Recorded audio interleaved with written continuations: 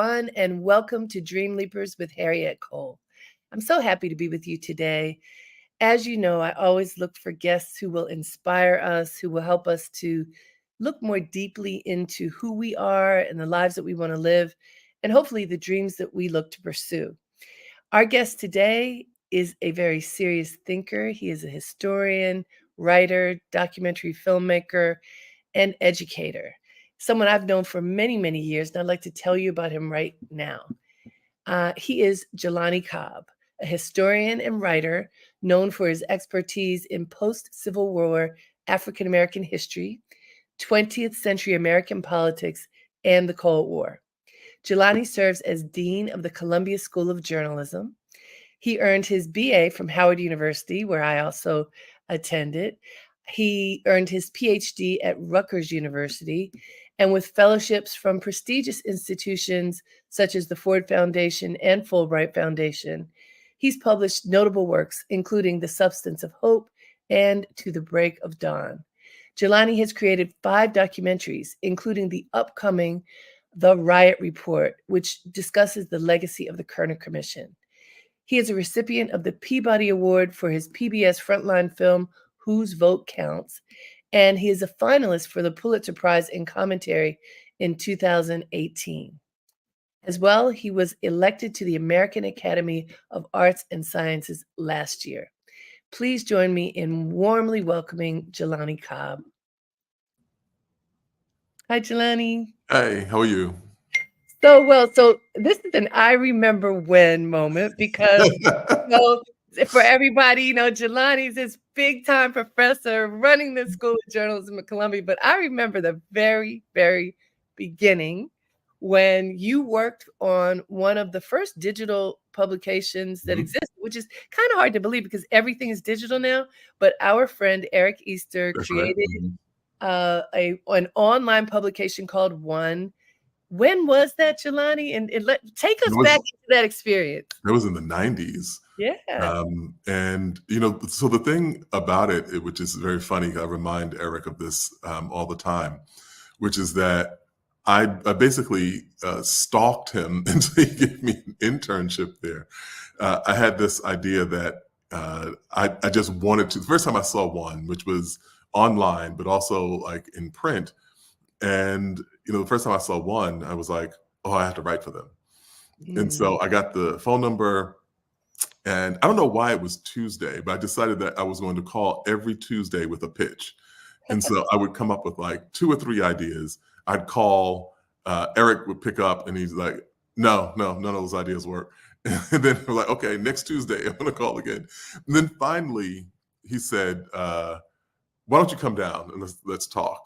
And I got, on the DC Metro and came down, and we met, and that was in 1993. Right. Yeah. And so for context, Jelani, because, we are in 2024, most people do not even remember what it was like to not have digital content that you could read online. But truly, in the early 90s, this was the Wild Wild West. People didn't know. Eric has always been a visionary. I've known Eric since I was in high school. I know, so He has been a visionary since I met him. Just he could see ahead and figure out ways to bridge wherever we were to wherever we were going to be, especially as it relates to communication. But what did it mean at that time, even for you as a student? You're studying journalism, and we thought of journalism, serious journalism was print. That's right. Yeah. But you also saw that there was something meaningful there. What was that like? The interesting thing about it was how useful. So now I've been a staff writer at the New Yorker for, I don't know, like 8 years, 9 years, something like that. And I still use stuff I learned at One. Wow. The process of it, the way that you conceive of a story, the way that you execute a story, like, the sitting around with the pitch meeting. The first pitch meetings I ever attended were in, that office on, was that New Hampshire Avenue in Washington, D.C.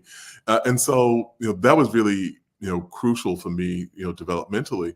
But it was also clear that we were at the forefront of some things. But I remember one time when Eric and there was another person, I don't remember the other person, but they were having a conversation about where technology was going to go.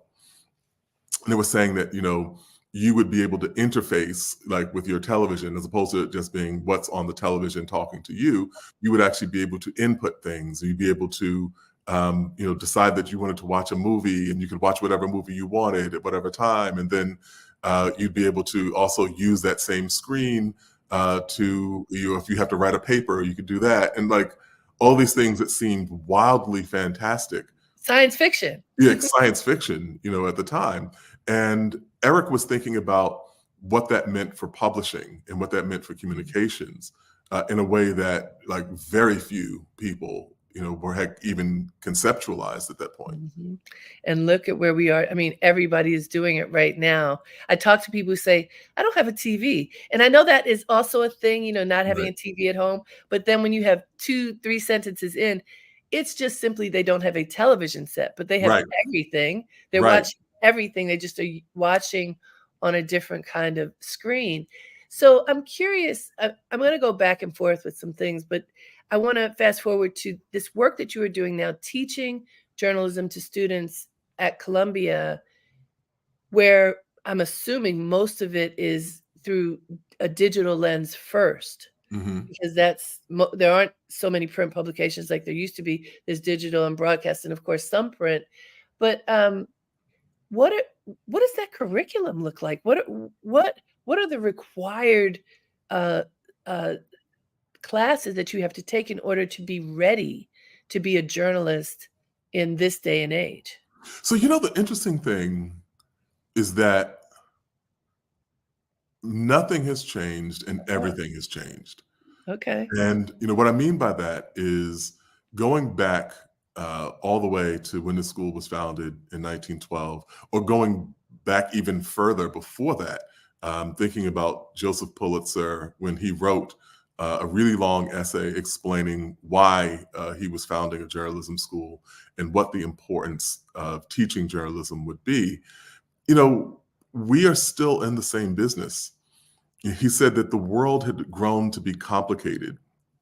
And it's so complicated, in fact, that a journalist really needed to have formal study in order to perfect the craft. And he said that a journalist should understand statistics, that a journalist should know some political science rather, that a journalist should know some economics. And you should be able to be conversant in this subject matter that would be germane to the things that you were covering. That is as true now as it has ever been. A concern that was at the cornerstone of his intention in founding the school, or providing the bequest in his will, with which the school was founded. One of his cornerstone concerns was ethics. And to Mm, this day, when you get here, the first set of courses that you take, your first two courses will be reporting and ethics. okay. And so understanding what a story is, how to identify a story, how to report a story, how to do so ethically, how to do so accurately, how to provide information in a timely fashion, like those kinds of things in the DNA of what we do that doesn't ever change. Mm, On the other side of it, everything has changed. When I talk with people, I've talked with people who go back as far as the class of 1952, wow. and all the way up, and they had different kinds of concentrations, and people studied. There used to be a very like defined categorization. If you were a radio reporter, that was Mm. what you did. You were a radio reporter. Yeah, and that was one lane. One lane, stay in your lane. If you were a Right. print reporter, you were in print. If you were broadcast, as in television, that was it. One of the good things, the internet has done a whole lot of disruptive, things to journalism. One of the best things that it has done is that we don't really have those kinds of divisions anymore. Mm, Journalists now, we have students who are thinking about a story. They go from medium to medium depending upon the story. So someone will say, this feels like a podcast story. And so they'll do this story as a podcast. And then the next week they'll say, this is the next thing I'm doing is print, as in digital print. Or they may say, I want to make a documentary, on the next project after that. And we've really broken down the silos so that you can get acclimated in all sorts of different skill sets here. Now, Jelani, to that point, what would be the difference in terms of approach or content to a podcast story versus something that might go in a digital magazine? It's actually, some of this is just how the reporter sees it, or that kind of thing that will make you say, oh, there's a story I want to tell. I feel like it should be a limited series, like this story would be better told in 6 hours. Or another story that you think should be a discrete documentary, like I can do this story in 1 hour and 40 minutes. Some of it is how much context you want to have, or, some of it is how many people you have who are willing to talk to you. Some of it is the inherent scope of the story itself. How much information a story can maintain without becoming redundant, and those kinds of things. But really the exciting part is that we have journalists who are thinking about these things in a very kind of ambidextrous way, where it's like, I really feel like if I sat down and wrote this 4,000 word piece, I could do justice to this story. And then next week it'll be something different. That's so interesting because, what is talked about too much, I think, now in terms of getting eyeballs, getting people to read or watch, is it needs to be short. So, having grown up in magazines, I love a long story. 4,000 words Right. seems like, oh my God. And of course, you writing for the New Yorker, 4,000 is short. Yeah, but it's great to actually, it's a luxury that I worry that sometimes younger people don't get as much, especially reading on a screen. People tend not to read as much on a screen as you do when you have a physical object. But to be able to get lost in a story, or you're reading and you lose track of time, or you've spent half of your Sunday afternoon kind of like going, those are really important pleasures that associated with journalism. And I hope that we still are able to translate that. There are specific places where long form does well. Of course, the New Yorker always, the Times Magazine, the Atlantic, like places that are not really shocking. But I think that in terms of the kind of bigger ecosystem of journalism, long form probably has a much smaller role than it did when you and I were in college. There is no question about that. Hey, everybody, this is Dreamleapers with Harriette Cole. We are talking to the one and only Jelani Cobb. He runs the School of Journalism at Columbia University and has devoted his life's work to telling the truth and discovering the truth, especially about our history. So we appreciate you, Jelani. And, before we leave this topic, I want to just address something else that has occurred because you mentioned about ethics.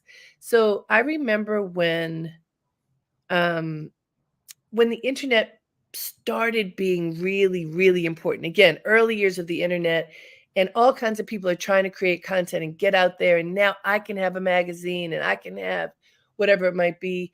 And a lot of people were being paid to create content. So like what in traditional magazines, we would call it a straight up advertisement or an advertorial. Like if you get paid to talk about something, that is not considered journalism.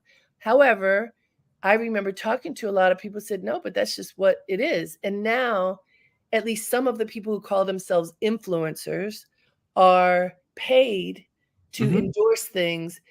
And you don't always know whether that's what's happening or not. So there's a lot of blurred lines is maybe the nicest way of putting it. There's a lot of lack of clarity about what is a true editor's view of something, what is a true evaluation based upon whatever your standards are, versus I got paid to endorse something. How do you address that in the journalism school? So, one of the things is that there's less clarity about what even counts as journalism now. And so one of I think the best places to see this, because it's so obvious and transparent, is in entertainment journalism. Where the internet has allowed, media figures or celebrities to go directly to their audiences. The era of social media, they don't need magazines or newspapers or any other kind of intervening entity, for them to be able to talk to all of the people who love their music or watch their movies or whatever it is. But what that kind of gatekeeping did, I mean, there were lots of shortcomings that came with it as well.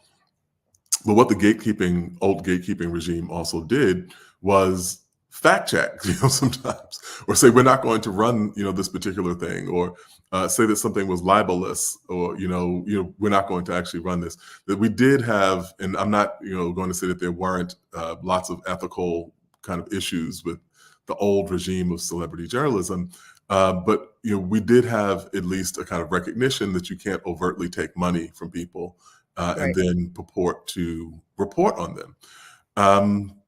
Now, what we have in the era of influencers is a very hazy kind of situation without really any kind of ethical grounding. And that's a problem on both sides, actually. We Sure. tend not to notice this, but on the consumer side of it, you don't really know who you're listening to or what the nature of the relationship of this person is, or whether they're being subsidized to say something from a particular perspective, et cetera, et cetera. But on the other side of it, on the influencer side of it, there are lots of legal technicalities and lots of particular. You can expose yourself to legal liability in ways that you might not be thinking about, or not knowing the boundaries of slander and libel and Mhm. all kinds of other things that wind up becoming just complications in that. And so we're really in a very unsettled place. Now, for what we are in the journalism school, it's less of an issue. Like, we don't have to kind of grapple with that because we are approaching these issues as reporters. Right. We have, your ethics, course. We've talked about this. We talked about whether you pay a source and why we don't pay sources.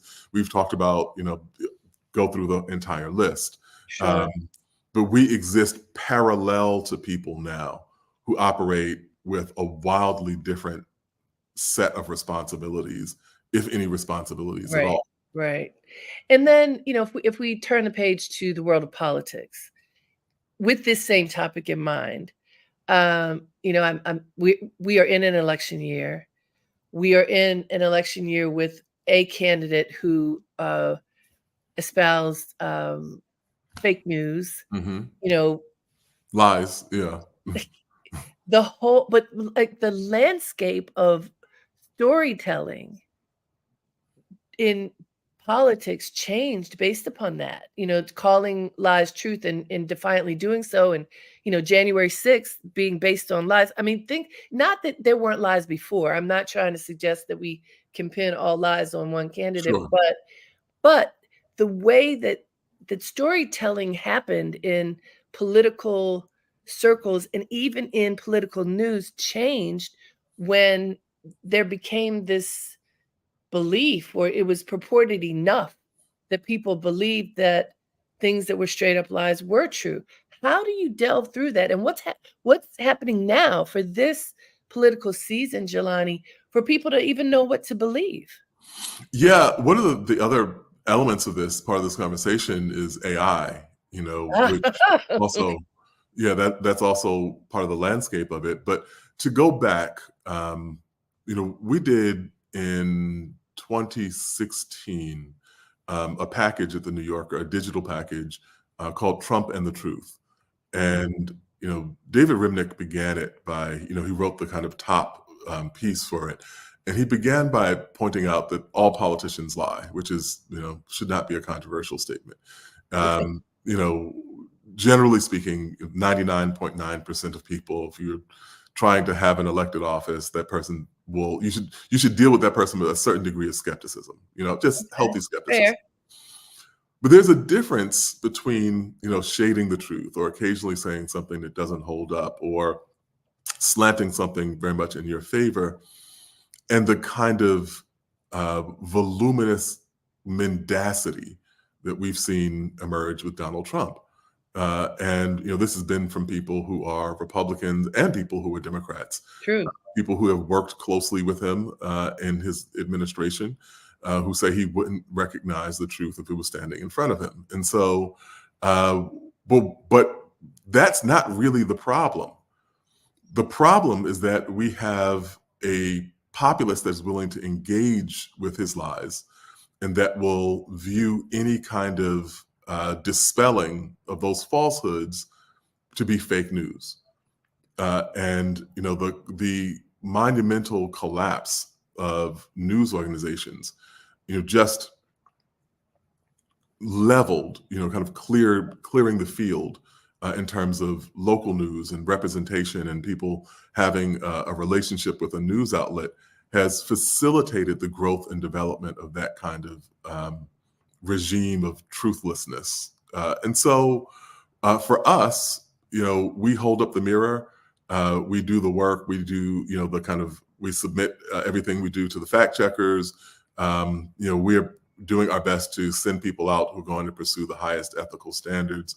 And at some point, that becomes what our job is. We can't be attached to outcomes. The only thing that we can do is consistently produce the most high quality, vetted, accurate information we can on behalf of the public. And in a democracy, the public gets to decide. As we know, the public doesn't always decide correctly. But our job is to give them the information that they need to make the best decision possible. Jelani, what it feels like in a way to me as I look and assess and pay attention, it feels like this is a war to me. You Mm-hmm. know how we have physical wars where people are going out with weapons wherever, shooting people up, destroying communities. This feels like a war. If you don't know what the truth is, Mm-hmm. and people that you believe you should respect are deliberately and consistently lying, that's what we talk about dictators in other countries as people who are, brainwashing folks to do things and forcing them to do it. I don't know. This feels kind of like that. Yeah, I mean, I think that we are. I mean, when you look at the language that people use about, the landscape now, I'm thinking about the piece that we ran in the New Yorker about potential extinction level events, for Right. journalism. The language we hear is, either war metaphors or metaphors of the apocalypse, and neither of those is particularly heartening. But I think that what we do and the way that we're able to sustain ourselves, in this profession over time, has to be based in some way on the ability of people, or rather, faith in the ability of people to make the right decision eventually. Mhm. If not, we aid and abet the fundamental disruption of authoritarians is that they actually do not believe that people can make complicated decisions and come up with the right answer. That the society is better being bent to the will of a singular individual, a singular self-interested individual. Mhm. And so for us to be advocates for democracy, we actually have to believe that, even in the face of what seems to sometimes be evidence to the contrary, that given enough runway, people will eventually figure these things out, and that we are a catalyst for helping them do so.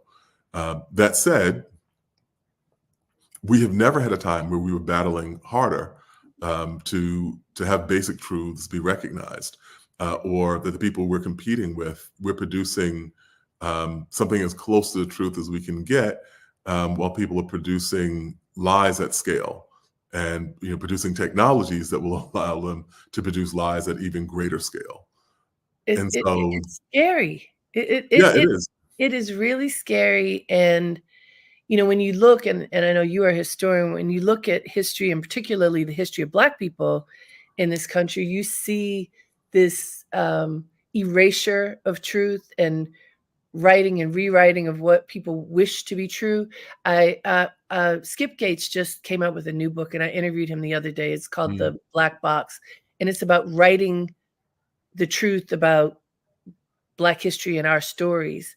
And one of the things that he shows in this book is how, from the very beginning, and he has some interesting examples from Thomas Jefferson, how, people think Thomas Jefferson was good. Mm. Anyway, but he writes about how Thomas Jefferson just argued in writing over and over and over again how Black people weren't people and we weren't smart Mhm. because, well, if you couldn't read Greek and Roman, then you weren't smart. If you, Mhm. if you couldn't write poetry, and he didn't consider Phillis Wheatley a true Right. poet, and Right. just endless maligning of what a Black person was, and in writing, and Skip has all these different people who he's over the generations who he quotes in here, and Black folks, including Frederick Douglass, who worked so hard to say, no, this is who we are. We can prove it, a gazillion times. Mhm. This is happening today. That's right. This erasure, the book banning that happened generations ago, that is happening today. Where do you get your fortitude and hope when you see something that happened hundreds of years ago that is literally happening today? Like, it's happening in Florida today. Mhm. Yeah, I don't. I think that we have to look at one of the things, the benefits that I think studying history has given me is that I think about climate more than I think about weather. Okay. So we have these fluctuations that are kind of day to day, like the temperature changes day to day. It might be hot, this particular week, or cold the next week. But when you're thinking about climate, you're thinking about what the overall pattern is. Mhm. And the overall pattern is that we have fought these battles before, overwhelmingly with fewer resources than we fight them with now. True. When Carter G. Woodson was founding the discipline, first, his parents were slaves. It wasn't like slavery was distant from him. Mhm. When Carter G. Woodson was founding the discipline of Black history, he was traveling in Jim Crow accommodations and going to archives that may or may not have let him have access to materials. He was working, with no sponsorship, no fellowship, no support of any significant foundations, but simply recognizing time and time again that the work had to be done, and that he created the field of Black history for an explicitly political purpose, because people who had said that we had no history used that alleged absence of history to justify Jim Crow, to justify lynching, to justify our overall social and economic subordination. And so he fought those weapons. He fought those battles with just the weapon of footnotes and ink and paper. Right. Now, people are attempting to ban books. And I think that we should take that as a threat to democracy. But in a real structural sense, you can't prevent people from having access to knowledge. One of the best things that happened in the past year or two has been that the Brooklyn Public Library got rid of its residential restrictions, That's so good. so that you can be a person from anywhere in the country and have a Brooklyn Public Library card and have access to any materials in the Brooklyn Public Library holdings.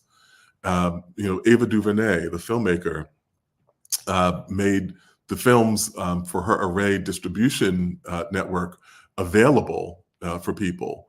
And so, if you were living in Mississippi and your library won't let you have access to her film, then you can go to her website and get access to the film. Mhm. And so that's not to take lightly the anti-democratic intentions of what people are trying to do.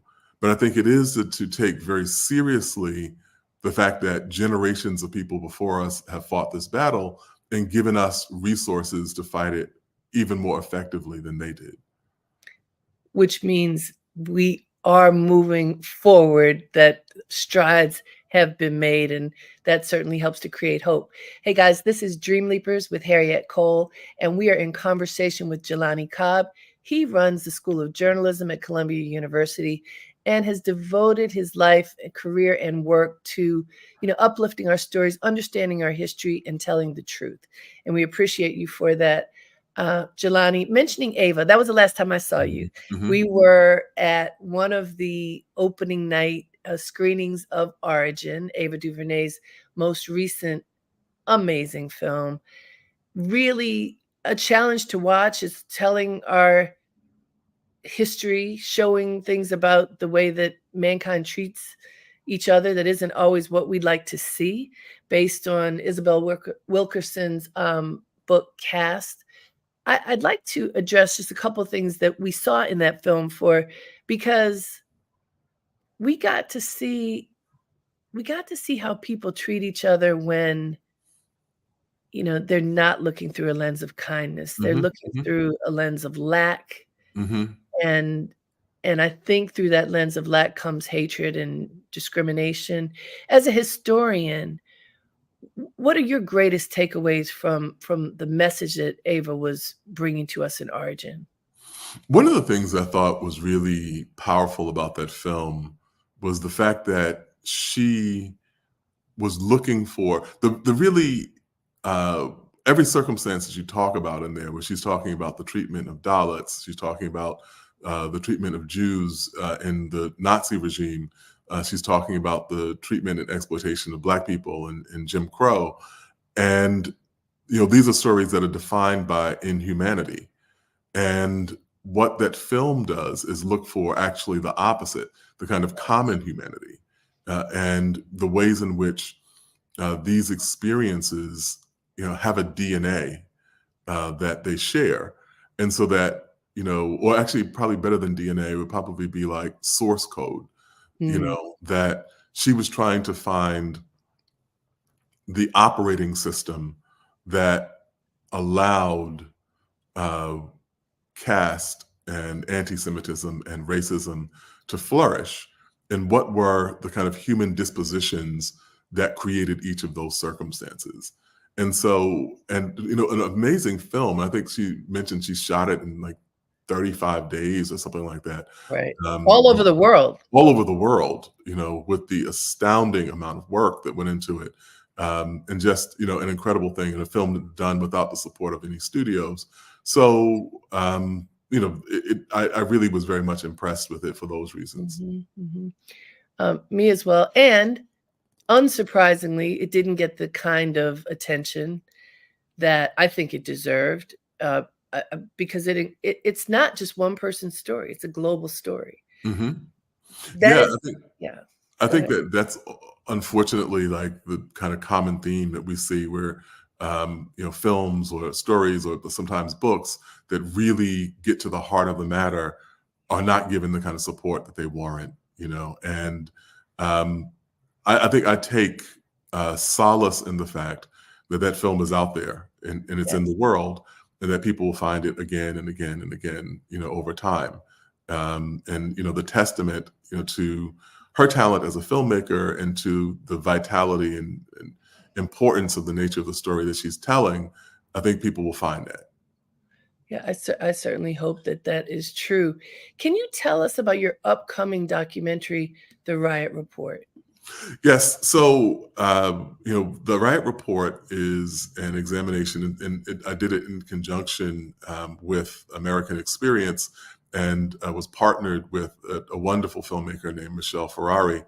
And in the aftermath of George Floyd's death in 2020, I worked on a revised edition of a book called The Kerner Commission Report, which was a government report produced in 1968 that was hoping to get to the heart of all the social unrest, what they called civil disturbances, what some people called riots, other people called rebellions, and so on. But the social discord that happened in the course of the latter, well, really mid and latter parts of the 1960s.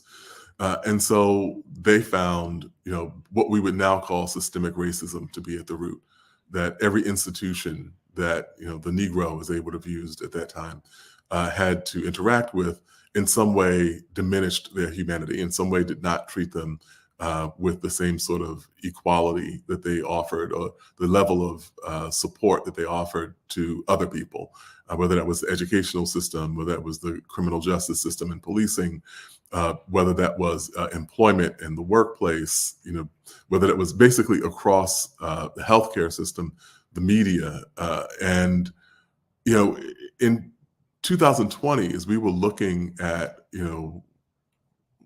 the eruption of anger in the streets across the country and really across the world, we thought that it would be important to do a kind of revised version of that report. So that's what I spent that summer working on. And then following that, I got to collaborate with Michelle Ferrari, who is a wonderful documentarian who's done work on kind of important historical subject matter. And we worked together for a couple years on a documentary that told the story of the committee members and how a government report, this is not something that was produced by some left-wing group or a group of like radical Black people. This was a report that was commissioned by the President of the United States that came to the conclusion that systematic racism was fundamentally at the root of the problems Black America faced. And was this under Johnson? This was Lyndon B. Johnson. Yeah. Right. I mean, just for folks to get an understanding of this, like now we talk about systemic racism all the time. Some people think it's real, some people don't, but it's not a new term. This was 1968, did you say? This was 1968, yeah. 1968 is literally just after everybody's been assassinated. Yeah. I mean, there's assassination after assassination, and like our whole world blew up. The South imploded, the North imploded. I mean, we were at that Vietnam, point. all the things, right? Yeah. And so for them to do this, I mean, it makes sense that the government would choose to do a report on it, but how incredibly volatile and brave I'm sure it was just to even go out there and gather the information, because it was in the embers of everything that happened. Right. One of the key things about that report was the fact that these were people in Washington, D.C. They were appointed by the President of the United States. They could have just, done some, fact-finding and produced the same sort of government report that, the federal government puts out, weekly, it seems. No one ever really reads, and, it goes about, being forgotten. Instead, they actually went to the communities where these uprisings had taken place. They saw the unemployment. They saw the places where people wouldn't even pick up the garbage. One of the big problems, it winds up being rising to the level of actual congressional legislation that doesn't get passed, but it's a crucial issue, is that American inner cities, as they would call them then, were plagued with rats. And there were children. One of the most common things that you saw at that time was children who were coming to the ER because they had been bitten by rats. And they saw people living in these conditions and said, this is not fit for any human being, but we allow these conditions to persist because we think that Black people are worth less than white people are. And so it's a really profound conclusion that they ultimately come to in producing the report. And it has an array of different impacts in the lives of the people who worked on it. Virtually no impact in the kind of political life of the administration.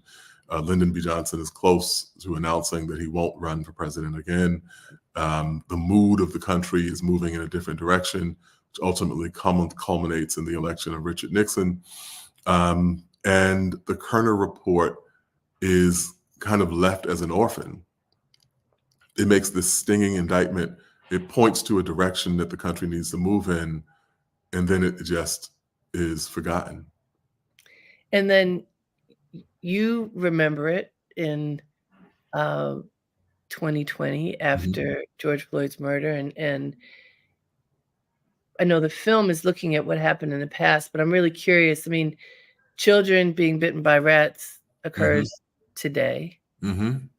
in many communities of color where there's just poor sanitation and Mhm. poor care.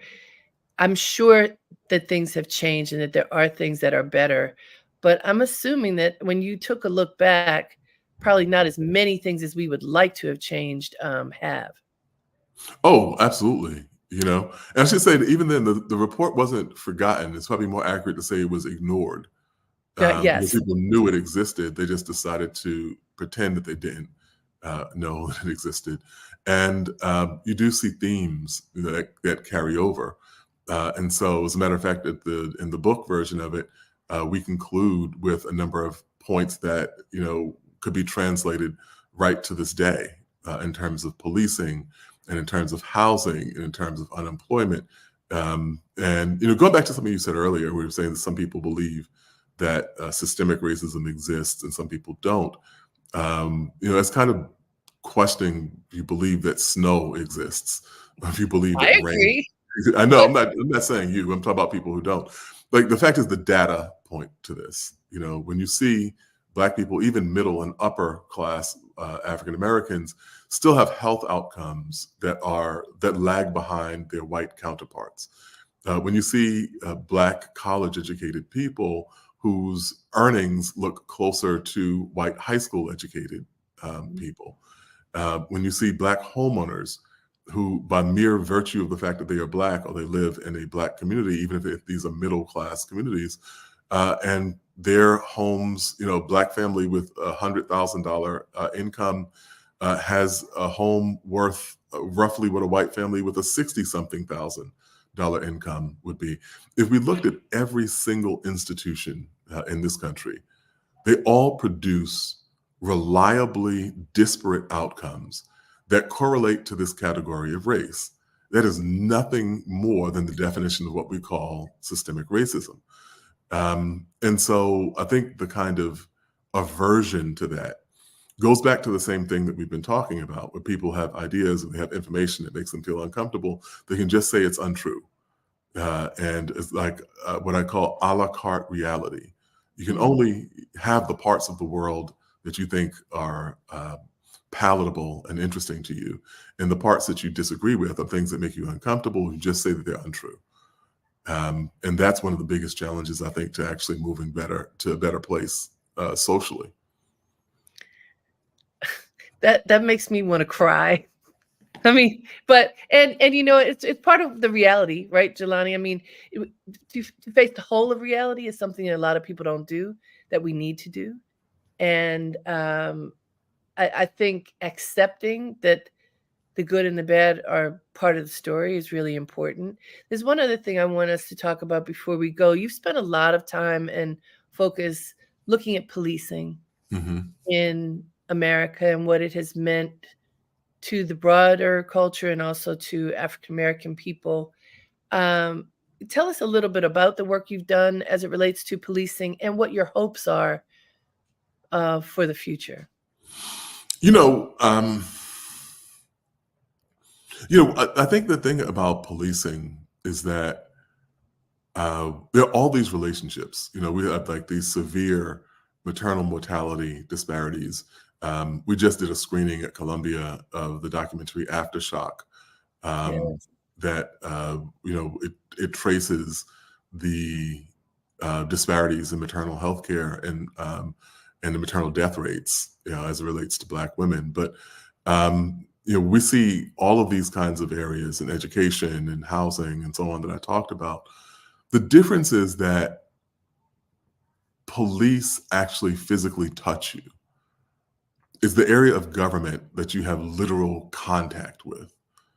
And that's the reason why we've seen so many of the most volatile uprisings and disturbances that you have noticed, even over time. I wouldn't say recently, over time. are sparked by instances of police violence. Mhm. And that's because even if you have terrible education, that teacher generally does not put their hands on you. Um, you have terrible housing conditions, your landlord is not usually in physical contact with you. But police, are authorized to use force against human beings. And in a society that's supposed to uphold democratic values, you would think that people who have that kind of power would be subject to the most scrutiny. But in fact, it's the opposite, that they have the freest hand. And so the work that I've done has been around tracing the disastrous implications of what happens when people have that much authority and power and virtually no oversight. And as you have traced that, again, I mean, because I see your work, it teeters on, okay, this is the truth, and then, oh, there's got to be hope somewhere, even when you see the impact that very little supervision over being able to be hands-on exists. Where is the hope? What can people do? How can folks support better policing and hope that the support will actually count for something? No, I mean, I think there are people who are doing important work. There are people advocating, for policy changes, people, supporting and pushing for civilian review boards.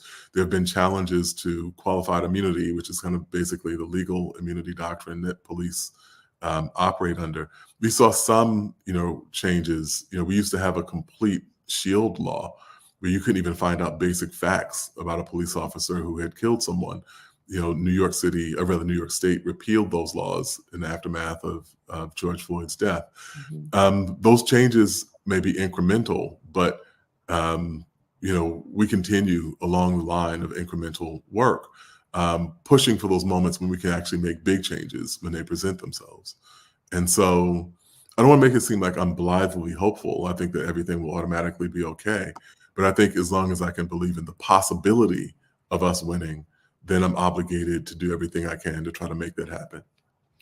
Well, that's a beautiful thing. When does the riot report air? It depends on local listings, but it will be around the third week of May. So it's like the kind of check your local listings On situation what network? on PBS American Experience. Excellent. And how can people find more about you, Jelani, where your documentaries are, where your work is? Where can they go? There's always Google. I'm But I around. mean, do you have it all? Do I you have don't all have, your I don't have a films in kind of one place? discrete space. I should probably do something like that, but running the journalism school keeps me busy. So Understood. Well, thank you so much. I appreciate thank you. talking to you and all of the great work that you have done and are doing. And I know the students at Columbia are grateful for your being there. Thank you, Jelani Cobb. Thank you. And thank you for tuning in, everyone. It's been wonderful to be with you here at Dreamleapers. Check out Jelani Cobb. He runs the journalism school at Columbia University. You can see his writings at The New Yorker, and he's made all these films. He's done a tremendous amount of work to help us keep our eyes open. I hope you will keep yours open. Until next time, have a great day and make it count.